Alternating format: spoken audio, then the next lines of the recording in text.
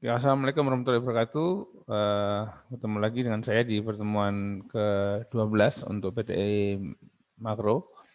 Jadi kita akan melanjutkan minggu lalu sedikit mengenai inflasi ya, kemarin belum selesai. Jadi kita akan coba mempelajari sumber dari inflasi ya. Jadi ada dua macam sumber inflasi ya. Ada yang namanya demand pull inflation ya, dari sisi permintaan. Ada juga yang dari sisi penawaran atau disebut juga dengan cost push inflation ya. Nah, dalam demand pull inflation seperti kita pelajari dulu ya. Jadi ini logikanya berangkat dari mikroekonomi ya. Kalau di makro kita pakainya agregat demand dan agregat supply. Jadi ketika kita belajar di mikroekonomi, ketika demand itu mengalami peningkatan ya, maka itu akan menyebabkan peningkatan penawaran. Suatu barang kalau yang minta banyak pasti harganya akan meningkat ya kan. Itu demand pull inflation. Juga cost push. Jadi ketika suatu barang itu biaya produksinya meningkat atau suplainya terbatas, maka suplainya akan bergeser ke kiri atau ke atas. Itu akan menyebabkan harga akan naik. Itu cost push inflation. Itu logika dari mikroekonomi. Jadi demand pull inflation ya, demand pull inflation. Let me masuk ke jadi dengan demand pull inflation adalah suatu kondisi di mana atau demand shock ya, disebut juga sebagai demand shock inflation ya. Ini terjadi ketika agregat demand meningkat ya, lebih cepat daripada kemampuan perekonomian untuk berproduksi ya. Jadi ketika agregat demand meningkat lebih cepat daripada kemampuan ekonomi untuk memproduksi potensial productions ya. Nah, jadi akibatnya karena kalau demand-nya meningkat lebih cepat daripada kemampuan produksi ya, akibatnya harga akan naik ya kan. Nah, kalau untuk menyeimbangkan harga demand akan supply, ketika demand-nya naik tapi tidak diikuti dengan peningkatan yang sama kecepatannya dalam penambahan kapasitas produksi atau potensi produksi. Oke, itu demand pull inflation. Nah, kemudian ada juga namanya cost push inflation. Cost push inflation adalah atau disebut dengan supply shock inflation ya. Jadi ketika biaya produksi naik ya, even ketika HN employment, ketika bahkan jadi meskipun tingkat penganggurannya rendah ya, ketika tingkat pengangguran tinggi ya, dan ada kapasitas yang menganggur, itu masih bisa jadi cost push inflation ya, karena ada peningkatan biaya produksi ya. Itu bisa jadi karena misalnya ada peningkatan dalam harga minyak, harga energi, itu yang sering terjadi cost push inflation jadi karena itu. Oke, next. Ya. Nah, ini ilustrasi dari demand pull dan cost push inflation ya. Ini ilustrasinya. Anda lihat yang sebelah kiri adalah demand pull inflation ya. Ini demand pull inflation sebelah kiri. Jadi ketika too much spending ya, ya. Jadi ini karena ada ledakan permintaan tapi produksinya nggak meningkat ya. Akibatnya demand-nya meningkat. Di sini kita lihat ada harga demand yang pertama di AD yang pertama, kemudian jadi AD aksen ya, ada peningkatan demand, tapi kurva agak supply-nya relatif konstan, nggak kemana-mana. Akibatnya ada peningkatan harga. Meskipun dari segi output juga ada peningkatan ya. Ini outputnya kalau dilihat juga ada peningkatan output sebenarnya ke bawah. Kalau tarik ke bawah sini ada output yang meningkat, tapi demand-nya lebih besar daripada peningkatan outputnya. Kalau misalnya supply-nya bergeser itu bisa jadi peningkatan harga. Tapi di sini agak supply-nya konstan ya. Jadi ini biasanya jadi ketika hari raya ya, Idul Fitri, orang punya THR ya kan, income-nya meledak sehingga banyak orang yang kemudian mengeluarkan belanjanya, tapi dari sisi produksi nggak ada peningkatan. Akibatnya kemudian terjadi lonjakan harga atau karena demand pull inflation. Nah, di sebelah kiri, ya sebelah kanan, warnanya nggak kelihatan ya, kasih warna yang agak biru aja. Oke. Dan sebelah kanan ini kita lihat itu adalah kondisi di mana agregat supply-nya yang mengalami perubahan, bergeser ke atas ya, atau bisa bilang ke kiri atau ke atas ya kan. Akibatnya apa? Akibatnya harganya mengalami kenaikan ya. Harga kenaikan dan kuantitinya turun ya. Sebentar, coba kita bandingkan ya efek dari agregat demand sama, saya hapus dulu yang ini biar rapi. Jadi kita lihat lagi yang sebelah kiri tadi ya. Oke, jadi di sini ketika apa namanya peningkatan biaya produksi ya, jadi cost of production, increase in production cost. Jadi ada peningkatan biaya produksi ya. Akhirnya ini yang agak serem ya. Kenapa? Karena ketika terjadi supply shock atau cost push inflation, itu ada dua hal negatif yang terjadi. Pertama ada inflasi, yang kedua ada penurunan output. Nah, dampak dari penurunan output itu adalah kalau output berkurang pasti yang jadi peningkatan pengangguran, ya kan? Nah, jadi kondisi di mana inflasi diiringi dengan output yang turun dan pengangguran yang bertambah, ya stagflasi istilahnya. Stagflasi, stagnasi ditambahin sama inflasi. Nah, ini yang paling buruk ya. Jadi karena ada dua negatif dampak negatif ini, ada inflasi dan ada apa namanya penurunan output dan penambahan pengangguran. Nah, jadi kalau demand pull beda tadi ya. Kalau demand pull inflation tadi kita cuma punya dampak ini aja, inflasinya naik, ya kan? Inflasi naik. Tapi kalau dari output sebenarnya perubahannya mengalami peningkatan. Ini kan di sini kan Q kan, ini Q1 ya kan, Q ini Q aksen ya kan. Nah, kita ada perubahan, ada peningkatan.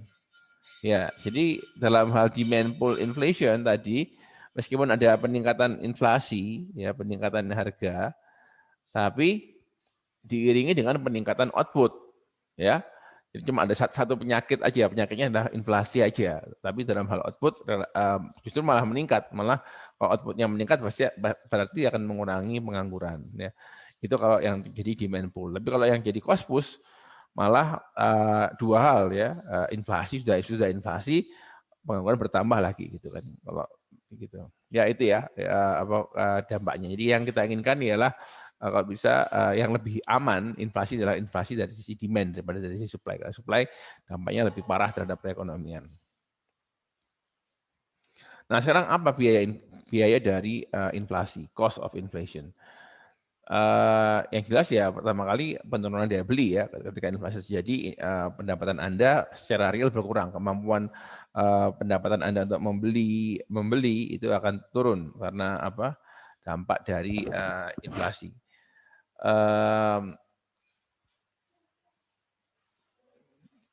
Jadi tapi inflasi tidak secara langsung mempengaruhi apa nih real purchasing power ya. Jadi inflasi itu tidak mempengaruhi real purchasing power ya, karena kan kemarin ada yang namanya classical dichotomy kan.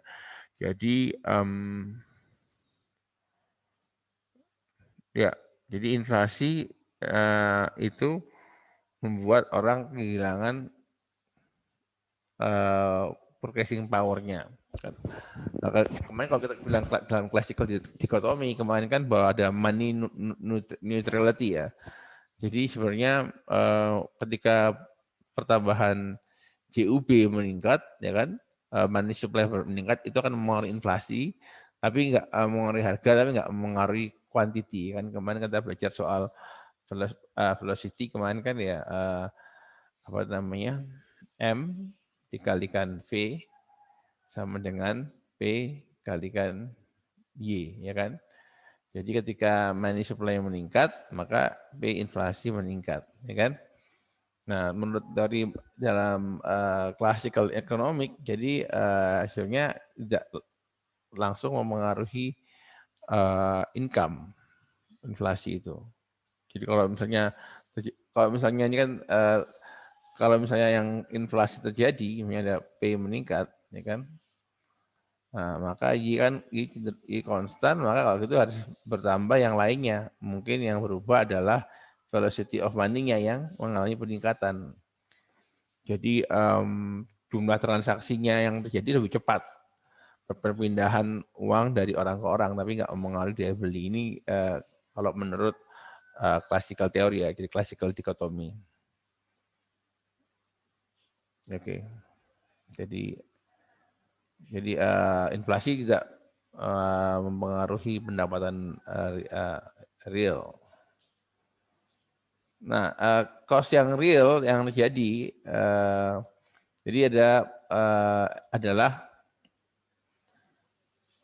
ini yang terjadi ketika ada inflasi. Jadi later cost. Jadi kita akan karena sering bertransaksi kan ya, kembali lagi.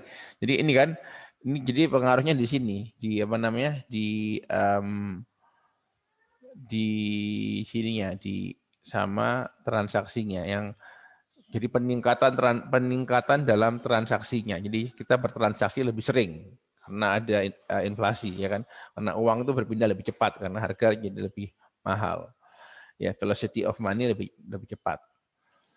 Nah, jadi ada sebenarnya later cost karena kita sering mondar-mandir ke bank ambil duit untuk membayar itu apa namanya alas sepatu kita cepat aus ya main later cost jadi biaya riwa-riwi tadi.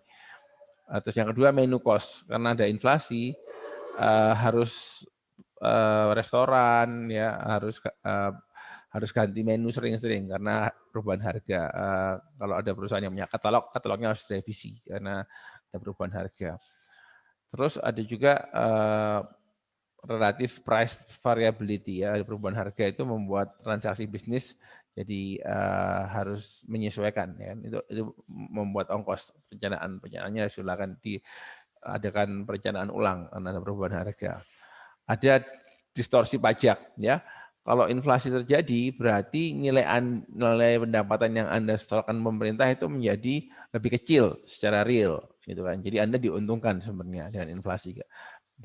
Bayar pajaknya lebih ringan secara real. Ada juga yang confusion and inconvenience, bikin nggak nyaman, bikin bingung ya karena ada perubahan harga tadi, ya kan membuat kita harus melakukan penyesuaian itu kadang bikin bingung dan nggak nyaman. Dan yang terakhir ini ada arbitrary redistribution of wealth. Jadi terjadi redistribusi kekayaan. Kayak misalnya orang yang punya kredit ya kan antara peminjam dan pembeli. Nah, itu kan dia perjanjiannya adalah nominal. Anda hutang 10 juta ke bank misalnya. Anda cicil tiap bulan 1 juta misalnya. Nah, ketika jadi inflasi 10 juta kan nggak mengalami penyesuaian, tetap 10 juta. Padahal ada inflasi. Artinya nilai utang Anda itu berkurang. Nilai yang Anda bayarkan sekarang tuh secara real itu sekarang lebih kecil utang itu karena inflasi. Jadi ada transfer kesejahteraan dari si pengutang ke daripada debitur ke kreditur ya karena inflasi. Dari debitur ke kreditur seperti itu karena apa namanya sekarang hutangnya jadi lebih ringan secara real seperti itu. Itu adalah distribusi kekayaan yang terjadi karena inflasi. Oke, ini jelasan ya later cost adalah sumber daya yang disia-siakan karena inflasi membuat orang mengurangi tabungannya karena lebih sering bertransaksi ya. Jadi sering diambil dari bank. Inflasi mengurangi nilai real dari uang sehingga orang punya insentif untuk meminimumkan cash ya, uang cashnya.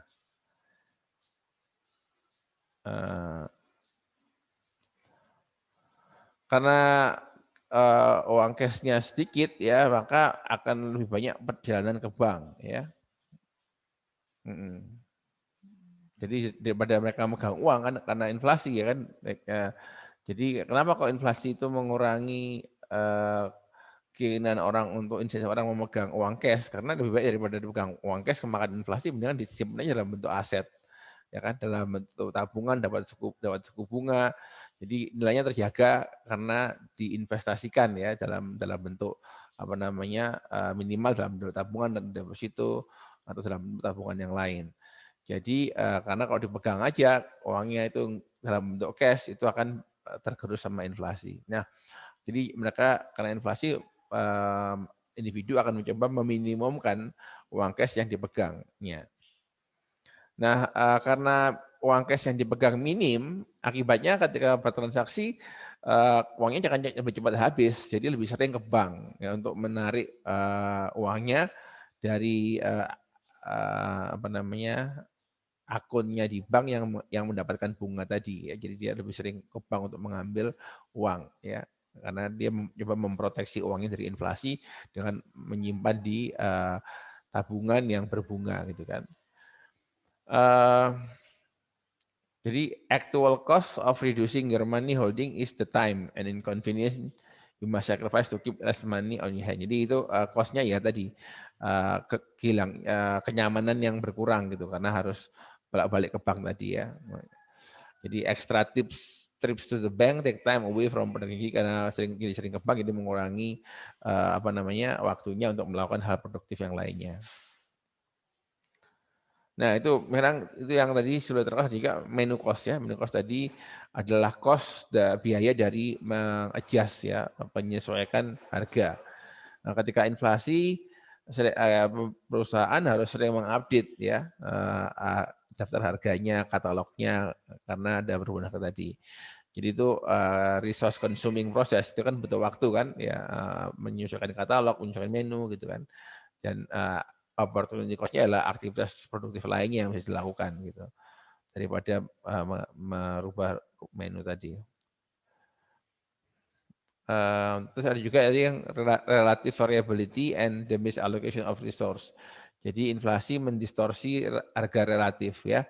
Jadi akibatnya keputusan konsumen terdistorsi ya dan market jadi tidak bisa terlalu berkurang kemampuannya dalam mengalokasikan sumber daya ke penggunaan yang terbaik. Ingat kan kita bicara soal pasar, pasar itu kan dalam konsepsi ekonomi adalah suatu instrumen terbaik dalam mengalokasikan sumber daya dengan mekanisme harga. Ya kan ketika suatu barang itu harganya mahal, maka itu artinya sinyal bahwa itu barangnya langka.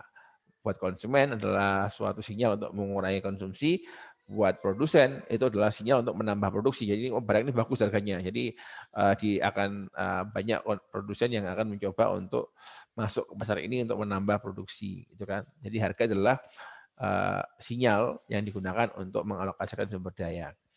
Nah, tapi ketika harga itu terdistorsi karena inflasi, nah, makanya keputusannya nggak jadi optimal baik dari sisi produsen maupun dari sisi konsumen gitu. Karena harga tidak lagi menunjukkan tadi sinyal yang akurat mengenai kelangkaan karena inflasi. Oke, inflasi juga menyebabkan distorsi pajak, itu bahas tadi ya. Jadi inflasi menyebabkan pendapatan modal seakan-akan besar ya. Jadi orang yang misalnya usaha gitu kan karena inflasi profitnya gede ya kan, omsetnya naik, profitnya gede. Tapi itu kan sebenarnya bukan profit beneran, itu kan karena inflasi gitu loh.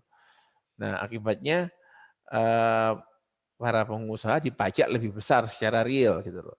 Karena seakan-akan dia mengalami peningkatan pendapatan atau peningkatan capital gain ya. Kalau dia punya aset ada peningkatan pendapatan dari asetnya secara besar. Padahal itu cuma itu karena inflasi bukan peningkatan real. Tapi pemerintah nggak mau tahu kan, pemerintah kan memajak yang nominal bukan yang real.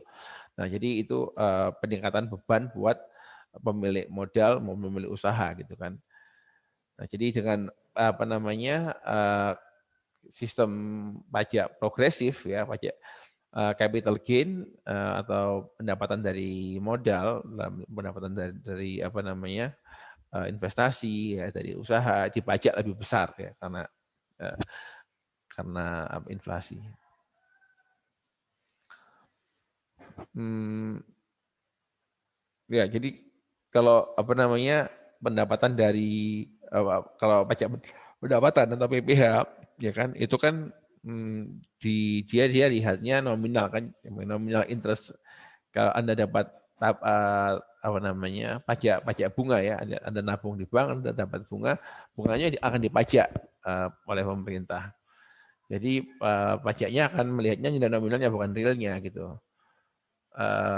Meskipun beberapa apa namanya nominal interest itu kan sudah dipajak sama inflasi gitu loh. Jadi akibatnya pajaknya semakin besar-besar lagi. Jadi Anda kalau Anda punya tabungan di bank, Anda dapat pendapatan bunga itu sudah didiskon, sudah di quote unquote dipajak sama inflasi. Nah, terus dipajak lagi sama pemerintah. Jadi lebih berat beban pajak yang Anda terima gitu karena inflasi ya. Gitu. Karena nilai bunga yang Anda dapat itu nggak semuanya ke Anda karena tadi kan nilainya sudah dikurangi oleh inflasi secara real, kemudian dipajak pemerintah, jadi berat.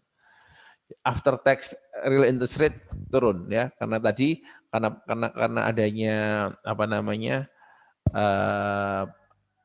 inflasi, interest rate setelah pajak turun, apa namanya kan interest rate apa namanya dipajakin terus dikurangi sama inflasi itu jadi apa namanya menurun ya, akibatnya membuat menabung tidak lagi menarik ya.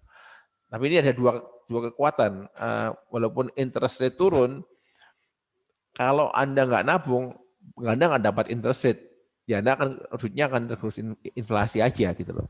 Tapi dengan Anda menabung, paling enggak itu bisa membentengi nilai uang Anda karena yang digerus nggak uang Anda langsung tapi adalah apa namanya pendapatan bunga tadi gitu kan. Gitu. Ya kan jadi paling enggak jadi pendapatan bunga di bank itu yang menjadi benteng untuk inflasi daripada kalau Anda pegang cash Anda nggak dapat bunga itu akan nilainya akan tergerus oleh inflasi gitu ya. Jadi ada dua kekuatan. Tapi sisi lain suku bunga tuh realnya turun, suku bunga setelah pajak gitu karena inflasi tadi turun. Jadi ada dua tarik. Jadi ya ini contoh gimana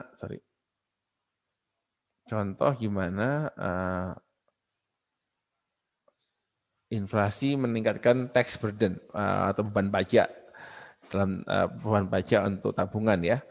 Jadi kita lihat ekonomi A di mana harganya stabil dan ekonomi B di mana jadi inflasi. Kita lihat di ekonomi A itu real interest rate-nya 4%, ya 4%. Jadi suku bunga realnya 4%. Di ekonomi B yang ada inflasi sama juga. Jadi real interest rate sama untuk dua ekonomi. Ekonomi yang A yang harganya stabil dan ekonomi B yang jadi inflasi. Kita lihat kemudian di ekonomi A karena ada price stability maka inflation rate-nya 0 ya, 0. Di ekonomi B karena dia ada inflasi ya, dia enggak, kita asumsikan 8% ya, inflasinya 8%. Nah, sekarang nominal interest rate-nya kadang-kadang kita akan belajar bahwa yang namanya nominal interest rate simbolnya adalah I ya. I itu adalah penjumlahan dari real interest rate ditambah sama inflasi ya. Ini ya. Seperti itu. Jadi ini nominal interest rate adalah real interest rate tambah inflasi. Jadi kalau pada pada perekonomian yang price stability nominalnya adalah 4% kan 4 tambah 0 ya kan. Sedangkan ekonomi B yang inflasinya 8%, 8 tambah 4 jadi 12%. Itu nominal interest rate-nya. Jadi real interest rate tambah interest rate ya. Lalu ada pajak ya kan. Pajaknya adalah 25%. 25% dari nominal interest rate. Jadi pemerintah memajak itu yang dipajak adalah nilai nominalnya, bukan nilai realnya. Semuanya ya pajak perusahaan, pajak PPh semuanya dilihat adalah nilai nominalnya. Oke. Jadi kalau gitu 4% tadi dipajak. Pajaknya 25%, berarti 0,1% kan, 1/4 kan ya. 25% pajaknya berarti 25% dari 4% adalah 1%. Di ekonomi A 1% ya. Di ekonomi B 3% karena nominalnya 12 ya kan. Tadi kan 4 dibagi 4%, 25% dari 4% itu adalah 1%. Di ekonomi B 25% dari 12% nominal adalah 3, ya kan? Jadi yang satunya kena ini kan nominalnya 4 ya, nominalnya 12. Dipajakin 25%, ini 1%, ini 3%, ya kan?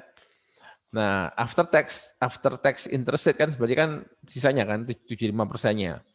Jadi ini tinggal nominal interest rate setelah pajak itu 3% di sini. Ya, di ekonomi B itu adalah 9%, ya kan? Dari tadi kan 12% tadi kan ya. Nah, after tax interest rate ya. Jadi kalau kita lihat after tax ini berarti interest rate setelah after tax real ya. Tadi kan yang atas itu kan ini kan yang after tax nominal ya. Nah, kalau kita mau after tax real interest rate maka dikurangi sama inflasi. Inflasinya sebesar 0% jadinya sama. Ini sama tetap 3 ya kan. Nggak berubah 3. Di sini karena inflasinya 8%, 9 dikurangi 8 jadinya cuma 1%. Nah, kita lihat jadi ini hasil akhirnya di ekonomi A dengan price stability real interest rate-nya after tax 3%. Ya, dengan tax rate yang sama-sama 25%. Sedangkan di ekonomi B yang ada inflasi 8% cuma mendapatkan real after tax ya real interest rate. Jadi apa namanya suku bunga real setelah pajak 1%. Ya, berarti kan bedanya 3% dan 1%. Jadi ini lebih besar, lebih menarik untuk invest di perekonomian A yang harganya stabil gitu.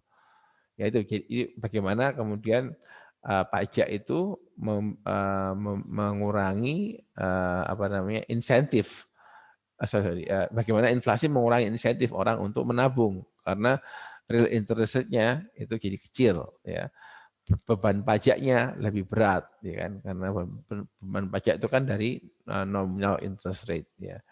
Nah, sedangkan nominal interest rate itu dibentuk dari adalah real interest rate tambah dengan inflasi.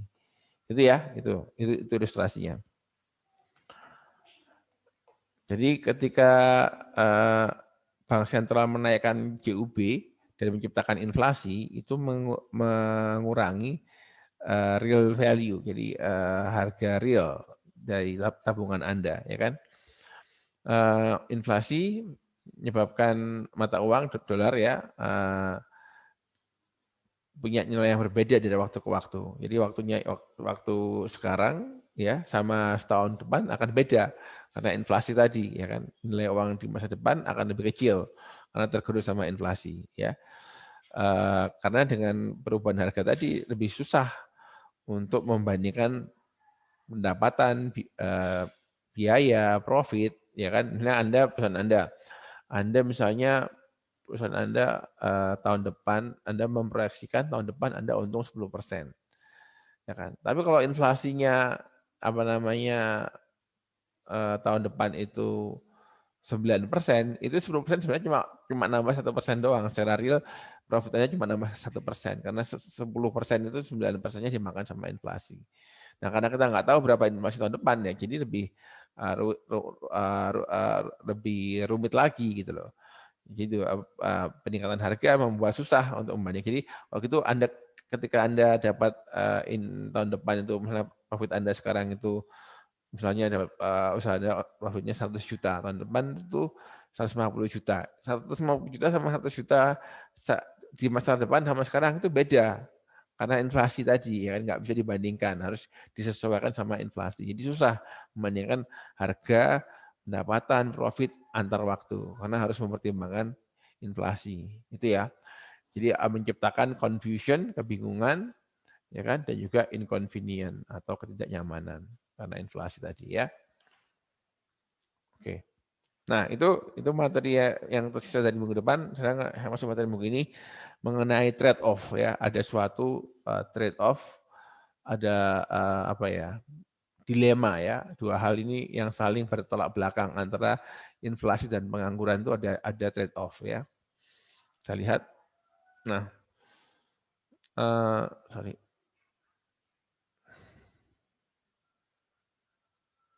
Ini yang tertinggal, sorry ini tadi ketinggalan satu soal redistribusi pendapatan. Jadi inflasi yang tidak diprediksi meredistribusikan pendapatan antar populasi tadi ya. Misalnya tadi soal apa namanya, soal pinjaman tadi ya, karena pinjaman dalam bentuk nominal kan, ketika apa namanya pinjaman Anda, ketika inflasi maka nilai pinjaman Anda berkurang, Anda diuntungkan sebagai kreditur, debitur yang rugi karena inflasi, karena dia dibayar dengan nilai yang sama, udah sudah berubah nilainya. Oke, tadi kembali lagi soal pengangguran dan inflasi ya. Jadi dalam suatu masyarakat dalam jangka pendek menghadapi trade off ya antara pengangguran dan inflasi ya, ada trade off. Jadi kalau pemerintah meningkatkan agregat demand ya kan, yang bisa dikontrol langsung oleh pemerintah itu adalah agregat demand ya kan, melalui pengeluaran pemerintah, meningkatkan pajak. Itu kalau pemerintah meningkatkan pengeluaran pemerintah itu akan menggeser agregat demand ke kanan. Kalau mau menggeser ke kiri, naikkan pajak gitu kan. Seperti itu. Jadi yang bisa digeser atau pakai monetary policy. Jadi baik fiscal maupun monetary policy dalam jangka pendek itu hanya bisa mengaruhi agregat demand ya. Jadi ketika pemerintah meningkatkan harga demand, mereka bisa menurunkan unemployment, ya kan? Tapi ongkosnya adalah inflasi yang lebih tinggi. Yang tadi kita kan waktu simulasi kemarin sebelumnya pakai demand pull inflation ya. Ketika demand pull inflation, ketika demand-nya naik, ada harga yang naik, tapi positif side-nya ada peningkatan output, ya kan? Kalau output meningkat, maka penggunaan sumber daya akan meningkat kan, produksi meningkat akan meningkatkan lapangan kerja, mengurangi pengangguran ya. Jadi inflasi kita bisa dengan manajemen agregat demand, meningkatkan agregat demand ke kanan, bisa mengurangi pengangguran, meningkatkan output, tapi ongkosnya ialah inflasi yang lebih tinggi. Nah sebaliknya kalau pemerintah mau mengontraksi, inflasi terlalu tinggi nih, inflasi terlalu tinggi, pemerintah mau menurunkan inflasi, ya kan? Maka yang melakukan kontraksi fiskal atau kontraksi moneter, agak demand-nya digeser ke kiri, ya, tadi kan, dengan pajak, ya, dengan memotong pengeluaran atau kebijakan moneter yang ketat, menaikkan suku bunga, akhirnya agak demand ke kiri, ya, agak demand ke kiri, inflasinya terkendali, turun inflasinya, tapi ongkosnya ialah output-nya juga ikut terkontraksi, ya kan? Akibatnya outputnya berkurang, unemployment-nya bertambah karena output berkurang, maka kebutuhan tenaga kerja berkurang, ya kan? Maka harus ada yang di PHK, inflasi bertambah. Jadi bisa mengendalikan inflasi, ongkosnya ialah peningkatan pengangguran. Itu ada namanya trade off ya. Jadi itu nggak bisa di-achieve dua-duanya. Jadi inflasi rendah dan tingkat pengangguran yang rendah juga. Jadi harus dikorbankan salah satu.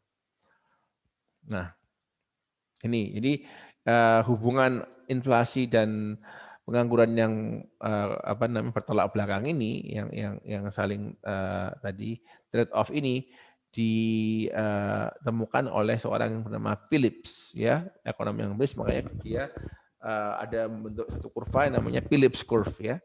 The Phillips curve mengilustrasikan hubungan jangka pendek antara inflasi dan pengangguran. Ya, jadi di Phillips curve ini harap diperhatikan sumbu X-nya adalah unemployment ya atau pengangguran. Nah, sumbu Y-nya adalah inflasi ya. Sumbu Y-nya inflasi ya. Sumbu X-nya unemployment. Nah, jadi hubungannya gini. Jadi berhubungan dari kiri atas ke kanan bawah. Nah, jadi kalau misalnya tadi ya, misalnya ini adalah pengangguran pada tingkat 7%, ya titik A ya, titik A pengangguran 7%, inflasi 2%. Jadi kondisi inflasi rendah, tapi penganggurannya tinggi ya. Nah, terus pemerintah mau misalnya menggeser, wah kita ini kayaknya kebanyakan deh pengangguran 7%. Yuk kita dikurangi ke level 4%, ongkosnya apa? Ongkosnya pengurangan pengangguran dari 7 ke 4% adalah peningkatan inflasi dari 2 ke 6. Ya, jadi itu. Jadi nggak bisa itu. Ya, kalau resip yang kedua berarti pengangguran rendah tapi inflasinya yang tinggi gitu. Nah, jadi Phillips curve menunjukkan short run combination, kombinasi dalam jangka pendek antara inflasi dan pengangguran ya, yang terjadi karena pergeseran agregat demand ya.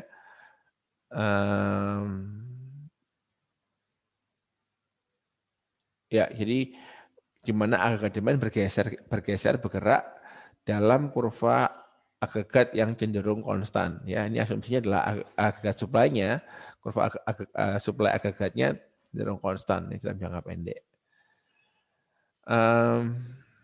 Jadi karena itu maka bentuk dari agregat demand, bentuk dari Phillips curve tergantung dari apa namanya agregat supply-nya ya.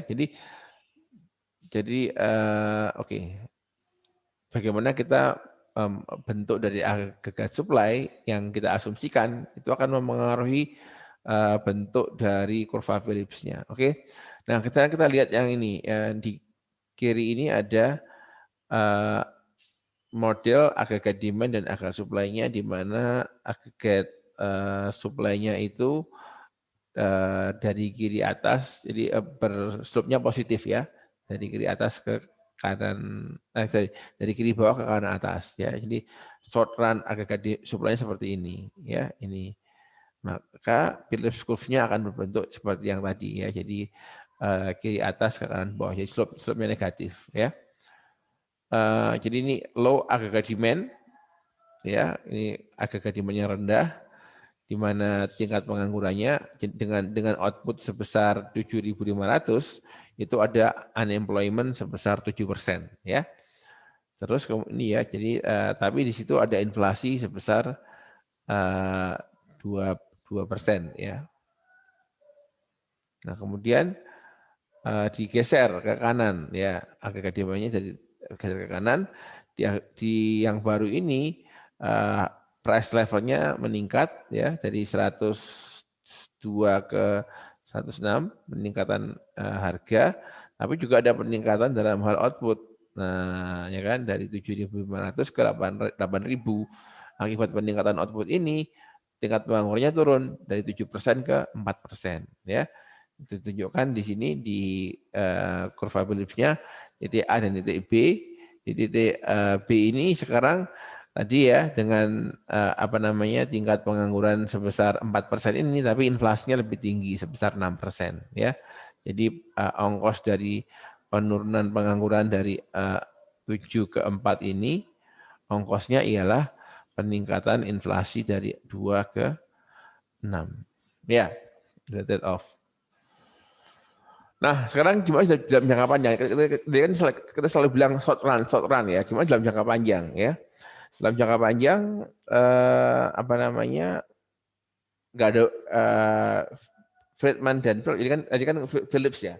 Tahun 60-an Friedman dan Phillips menyimpulkan bahwa inflasi dan pengangguran itu nggak berhubungan dalam jangka panjang. Jadi menurut mereka dalam jangka panjang kurva Phillips itu bentuknya vertikal.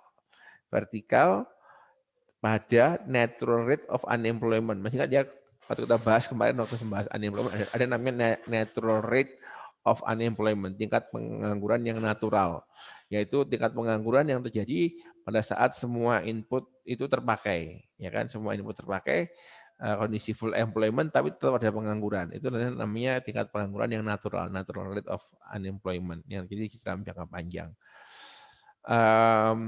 Ya, monetary policy bisa efektif in the short run, tapi tidak dalam jangka panjang konsekuensinya.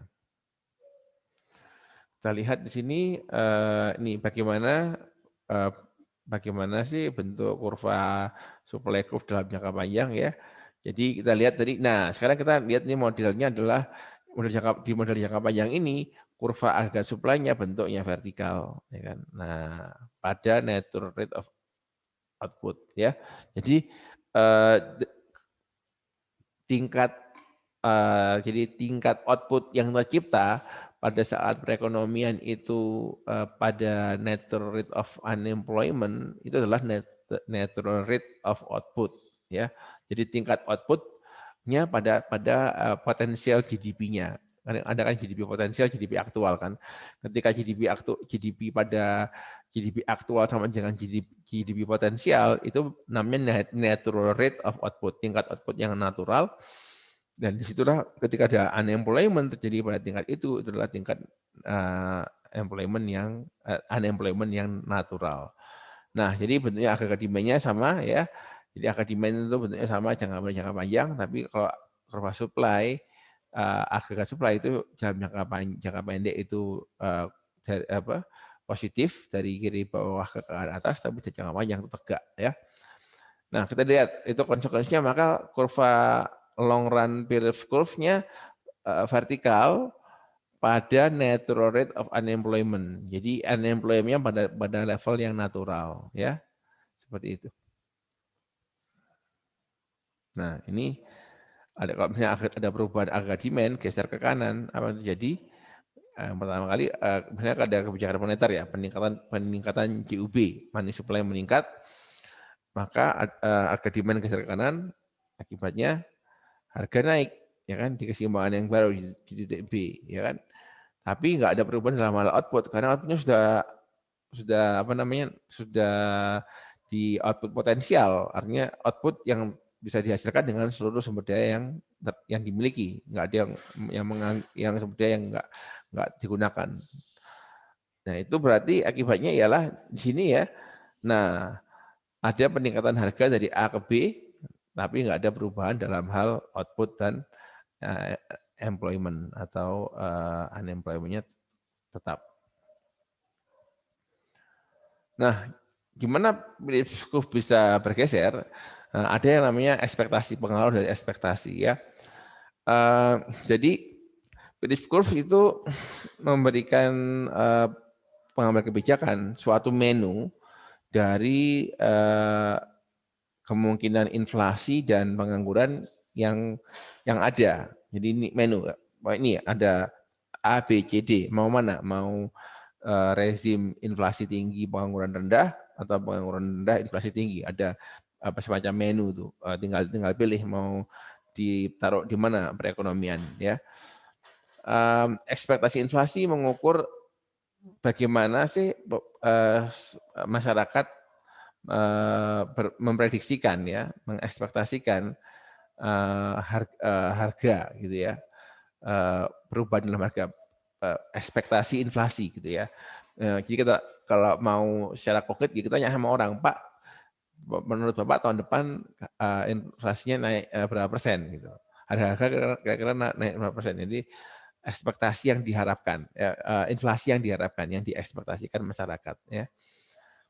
Nah, dalam jangka panjang ekspektasi inflasi itu menyesuaikan dengan inflasi yang aktual. Nah, ini ada banyak teorinya nih, teori soal ekspektasi dan aktual inflation. Ada teori yang bilang bahwa masyarakat itu membentuk ekspektasi berdasarkan pengalaman historis. Jadi ekspektasi masyarakat akan inflasi 2021 dibentuk dari inflasi 2020. Oh, tahun 2020 inflasinya 7%, maka itu akan membentuk masyarakat akan mengambil angka 7% itu sebagai ekspektasi. Waktu itu 2020 juga 7% gitu kan. Pengalaman historis. Tapi ada juga yang lebih canggih bilang bahwa tapi belum kelemahannya dengan menggunakan historis tadi, T-1 tadi, bisa jadi 2021 ada perubahan, suatu perubahan ekonomi, perubahan kondisi yang membuat berubah. Jadi nggak lagi 7%, mungkin lebih tinggi 8%, lebih rendah mungkin 5%. Nah, jadi ada gap antara ekspektasi dan aktual inflasi. Gitu. Tapi dalam jangka panjang, karena masyarakat itu belajar, maka ekspektasi inflasi akan terus menyesuaikan mendekati inflasi yang aktual. Nah, jadi kemampuan central bank untuk menciptakan inflasi yang tidak terduga hanya dalam jangka pendek, ya. Jadi kalau ketika pemerintah, ketika orang bisa mengantisipasi inflasi, salah satunya cara untuk membuat inflasi itu di bawah level naturalnya itu ya agar aktual inflasi di atas tingkat yang diantisipasi masyarakat gitu. Jadi gitu ya kan jadi ini kan kalau pemerintah itu masyarakat itu berhasil menebak inflasi ya kan di yang akan datang, maka semua keputusan ekonominya akan sesuai ya. Jadi itu nggak akan mempengaruhi apa namanya ekonomi real ya karena masyarakat sudah tahu semua. Tapi kalau misalnya masyarakat itu salah melakukan ekspektasi ya kan, dia mungkin menganggap bahwa ekspektasi apa namanya aktualnya itu lebih di atas tingkat yang diantisipasi, misalnya dia merasa inflasi rendah tapi yang aktualnya besar, makanya itu baru bisa membuat unemployment-nya di bawah nilai naturalnya ya gitu, seperti itu. Jadi kalau misalnya antara aktual dan ekspektasi itu sama inflasinya, maka output akan terjadi di level naturalnya. Nah, kalau bisa ada kondisi di mana aktual inflasi itu di atas tingkat ekspektasi inflasi, barulah itu terjadi tingkat pengangguran yang di bawah nilai natural unemployment. Jadi ada formulanya ya. Jadi tingkat pengangguran itu sama dengan natural rate of unemployment. Berapa sih tingkat pengangguran natural dikurangi sama suatu koefisien di sini, koefisien A, ya kan, dari nilai inflasi aktual dikurangi sama ekspektasi, ya, gitu. Ini persamaan ini menghubungkan tingkat pengangguran dengan tingkat pengangguran natural, ya, dari pengangguran tingkat pengangguran dengan tingkat pengangguran natural, inflasi aktual dan ekspektasi inflasi. Jadi kok dari sini ya. Jadi kalau misalnya ini sama ya, ini sama, ini tuh nilainya sama. Jadi artinya kalau nilainya sama, artinya nilai inflasi aktual yang terjadi itu sama dengan prediksi masyarakat, dengan yang inflasi yang ada pada masyarakat. Berarti ini otomatis ini sama dengan 0 kan. Nah, kalau sama dengan 0 berarti unemployment akan sama dengan natural rate of unemployment. Ya kan? Nah, kalau ini kemudian nilai sebaliknya, kalau misalnya ini nilainya lebih besar, misalnya ekspektasi inflasinya lebih besar daripada aktual, ya kan? Artinya kalau lebih besar, ya kan? Berarti kalau dia lebih besar, ini kan negatif nilainya, ya. Kalau dia lebih besar, maka dia bernilai negatif, ya. Ya, kalau dia lebih besar, berarti ini dikurangi ini, maka bernilai negatif. Ya, negatif sama negatif jadinya positif. Jadi kalau gitu akibatnya ini akan meningkat, tingkat penganggurannya akan meningkat lebih tinggi, ya kan? Ketika ekspektasi inflasi lebih tinggi daripada nilai inflasi aktual, maka terjadi peningkatan unemployment rate di atas lebih tinggi daripada tingkat naturalnya. Nah, sebaliknya kalau seandainya ya,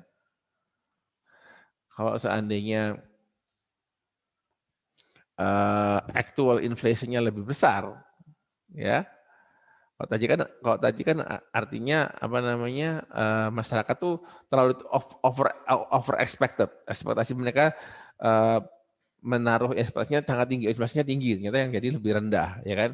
Karena masyarakat menganggap inflasinya tinggi, mereka akan menahan pengeluaran, ya kan? Mencoba untuk karena kondisinya itu apa namanya ketika inflasi tinggi itu kan ekonominya nggak bagus, jadi dia akan menahan pengeluaran, akan membuat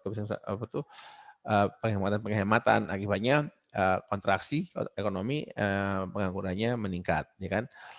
Kalau ekspektasinya tinggi, lebih tinggi daripada aktualnya. Sebaliknya, kalau masyarakat menganggap ekspektasinya rendah, mereka akan semangat dalam berusaha, semangat akan mengkonsumsi, ya kan? Karena menganggap inflasinya rendah. Nah, ketika kemudian aktual inflasinya lebih tinggi daripada yang diekspektasikan, maka nilai ini akan bernilai positif, ya kan? Ya kan. Nah, kalau nilainya positif, maka kalian natural rate of unemployment dikurangi sama nilai ini, jadinya unemployment rate-nya akan terjadi di tingkat yang lebih rendah, lebih rendah daripada natural rate of unemployment, ya. Jadi bisa lebih rendah daripada tingkat naturalnya ketika aktual inflasinya lebih tinggi daripada ekspektasi masyarakat. Jadi intinya gitu. Pentingnya ya, apa intinya? Jadi intinya adalah pentingnya pemerintah untuk mengendalikan ekspektasi inflasi. Jadi kalau pemerintah bisa membuat masyarakat punya ekspektasi inflasi yang rendah, itu bisa mengurangi pengangguran. Ya, tapi kalau misalnya sebaliknya, kalau mereka ekspektasinya liar, masyarakat punya ekspektasi inflasi tinggi, justru malah meningkatkan pengangguran di atas nilai naturalnya. Baik, sebaliknya kalau kita berhasil menyamakan antara ekspektasi masyarakat dengan aktual inflasi, maka tingkat pengangguran akan terjadi di tingkat yang sama dengan nilai pengangguran natural atau natural rate of unemployment. Ya. Ya, ini gimana ekspektasi inflasi bisa menggeser kurva Phillips jangka pendek, ya kita lihat di sini. Ini yang ada dua grafik ya. Yang ini adalah kurva short run Phillips curve, ya, bentuknya slope-nya negatif. Yang long run yang vertikal, ya. Kita lihat ya, ini adalah kebijakan fiskal yang ekspansif akan menggeser, ya, mengurangi pengangguran dan meningkatkan inflasi, titik B, ya. Jadi ini tapi dalam jangka panjang ekspektasi inflasi akan naik, ya kan? Karena tadi pemerintah, masyarakat akan menyesuaikan. Oh, ternyata inflasinya tinggi ya. Karena sudah disesuaikan, maka keputusan ekonominya baik dari si konsumen maupun si produsen akan mengikuti ekspektasi inflasi, ya kan? Akibatnya dia akan kembali ke titik yang natural di level C.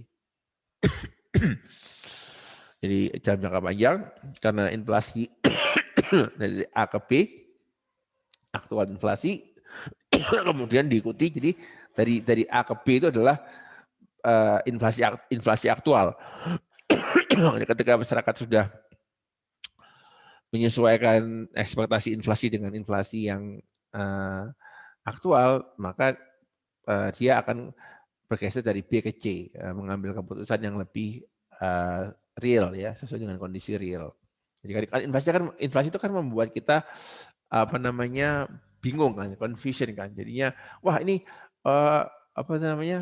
omsetku naik, berarti ini bisnis bagus. Aku nambah investasi ah. Nah, padahal tuh omset naik itu karena inflasi, bukan karena bisnis lagi bagus, ya kan? Makanya karena semangat mengejar investasi karena kenaikan omset, itu akan membuat bisnisnya jalan, memperbesar skala usaha, membuka lapangan kerja, menyerap pengangguran turun. Tapi setelah dia dirasakan lagi, oh iya Rek, ternyata omset segini tuh kecil loh sebenarnya, karena ini inflasinya lebih gede daripada peningkatan omsetku. Wah, aku rugi nih, hire tenaga kerja. Nah, ini dia itu kita kurangi produksi aja, kurangi bekerja, akibatnya kembali lagi outputnya kembali ke titik C tadi, gitu, kembali ke titik awal. Karena pengusaha, masyarakat, konsumen sudah paham sudah ekspektasi inflasinya sudah sesuai dengan ekspektasi inflasi yang sebenarnya, yang aktualnya. Natural experiment for the natural rate of hypothesis, ya. Jadi ini ada suatu hipotesis bahwa unemployment eventually ya pada akhirnya akan kembali ke level naturalnya ya tidak dan itu terlepas dari berapapun tingkat inflasinya. Ini adalah disebut dengan natural rate hypothesis. Jadi hipotesis natural rate. Jadi inflasi itu akan pengangguran itu akan jatuh ke nilai tingkat naturalnya regardless ya, tidak peduli berapapun nilai inflasinya dalam jangka panjang ya. Nah, observasi historis ini di Amerika ya mensupport natural rate hypothesis itu. Jadi ada satu tingkat pengangguran yang natural ya, yang akan kembali ke titik itu kayak keseimbangan tuh ya, dia akan kembali ke titik naturalnya berapapun tingkat inflasi yang terjadi ya, itu namanya natural rate hypothesis. Nah, itu di US itu seperti itu. Di Indonesia menarik, negara berkembang apakah juga terjadi juga hal semacam itu. Apakah bisa dibuktikan bahwa natural rate hypothesis juga berlaku bagi negara berkembang seperti Indonesia. Ini pengamatannya dari untuk membuktikan natural rate hypothesis itu dimulai tahun 70-an ya. Jadi sebelumnya tuh konsep bahwa Phillips curve itu bentuknya ada trade-off antara inflasi dan pengangguran itu berlaku tahun 60-an. Tapi tahun 70-an itu nggak lagi ketemu. Jadi kurva Phillips yang stabil, kurva Phillips yang stabil yang berbentuk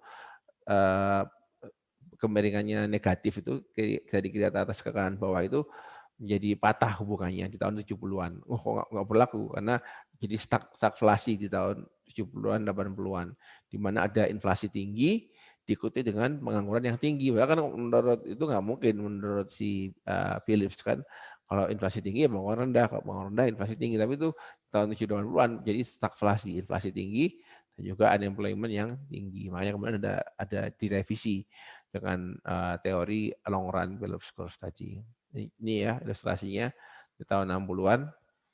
Nah, seperti ini.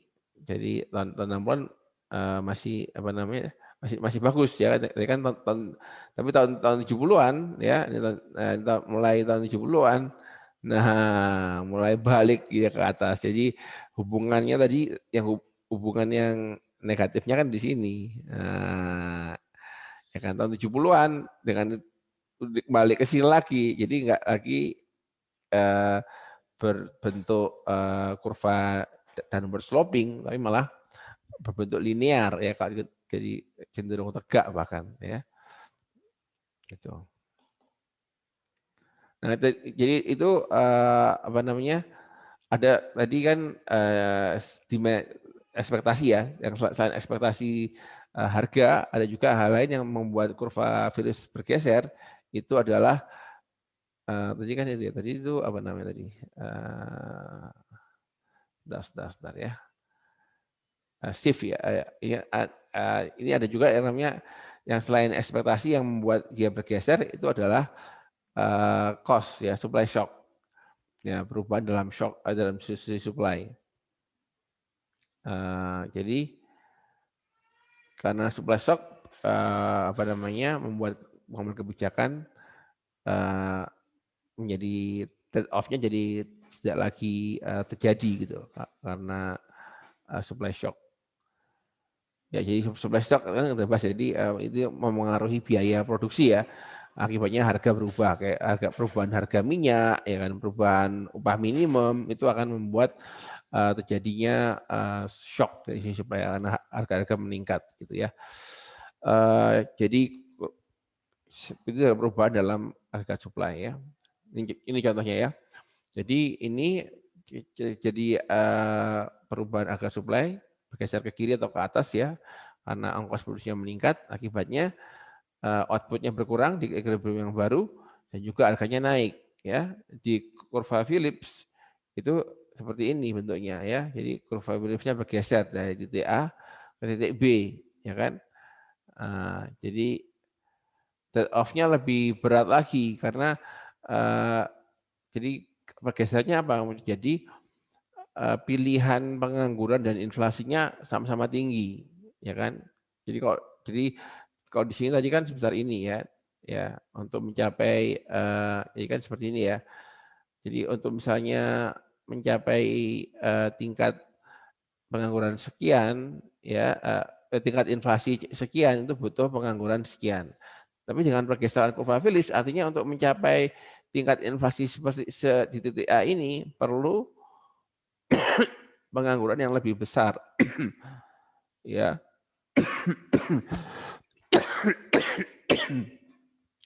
Perlu pengangguran yang lebih besar untuk mencapai tingkat inflasi yang sama. Karena pergeseran dari agregat supply shock ya ke kiri atau ke kanan tadi efeknya kurva Phillips bergeser ke kanan sehingga tadi biaya untuk mencapai tingkat tingkat pengangguran yang inflasi yang sama butuh pengangguran yang lebih tinggi. Sebaliknya juga sama juga kalau kita mau kejar unemployment, kita butuh unemployment sekian ya. Unemployment sekian kalau kurva yang lama cuma butuh inflasi sebesar ini, tapi dengan kurva yang baru maka di sini. Nah, di sini. Jadi untuk mengejar tingkat pengangguran serendah ini butuh sekarang inflasi yang lebih tinggi ya karena pergeseran kurva Phillips ke kanan ya. Ini tahun 70-an itu terjadi ya, supply shock karena harga minyak OPEC itu kan ada negara OPEC itu sengaja memotong produksi minyak sehingga minyak langka harganya naik ya. Ini supply shock tahun 70-an.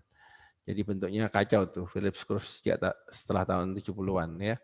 Bentuknya muter-muter kayak gini ya. Enggak lagi downward sloping smooth kayak yang itu ya. Nah, sekarang tadi kan jadi kita ngomongin soal cost dari inflasi. Sekarang kalau kita mau, inflasi ini menimbulkan biaya, mau kita hapuskan. Biayanya apa? Biaya untuk mengurangi inflasi ya. Jadi untuk mengurangi inflasi ya, bank sentral harus melakukan kebijakan kontraksi moneter ya, level bank sentral. Nah, ketika central bank mencoba untuk mengurangi jumlah uang beredar, itu akan mengkontraksi agregat demand. Nah, kalau agregat demand terkontraksi, itu akan mengurangi jumlah barang dan jasa yang diproduksi oleh perusahaan, ya, sehingga akan menciptakan pengangguran. Ya, jadi itu adalah ongkos dari inflasi. Nah, ini jadi kebijakan kontraksi moneter akan membuat, inflasinya turun, ya kan? Tapi akan terjadi pengangguran dalam jangka pendek, ya. Tapi dalam jangka panjang, dengan ekspektasi inflasi yang menyesuaikan aktual inflasi, ya, sekarang inflasinya rendah, maka justru akan mengembalikan tingkat pengangguran ke level yang semula. Jadi peningkatan penganggurannya hanya temporer aja.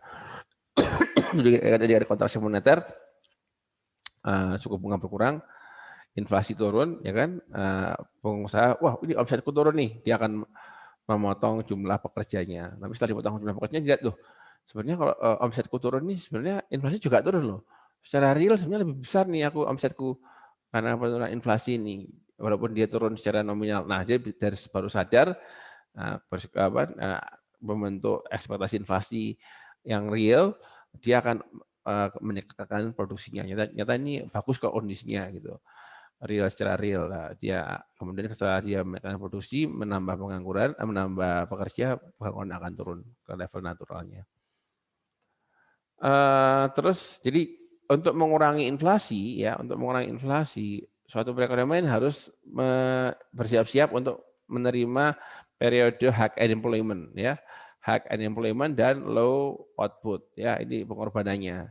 Siap-siap untuk mengalami pengangguran yang tinggi dan output yang rendah ya. Nah, ada juga namanya sacrifice ratio, rasio pengorbanan ya. Jadi number of percentage point of annual output that is lost in the process of reducing inflation by 1%. Jadi berapa